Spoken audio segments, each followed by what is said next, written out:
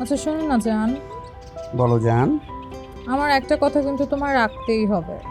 জান, আমি কি কখনো তোমার কথা ফেলছি? উম, সবসময় তো রাখছি, বলো। না, ফেলোনি। বিয়ের পরে না আমরা কিন্তু আমার বাবার ফ্ল্যাটেই থাকবো। বাবার ফ্ল্যাটে? হ্যাঁ, কিন্তু ঠিক হইব?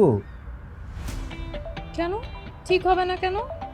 না মানে ওই যে জামাই মানুষ শ্বশুর বাড়িতে থাকে, এটা কেমন হয়ে যায় না? আহা, এই জেনারেশনে এসে কি সব বলছো তুমি?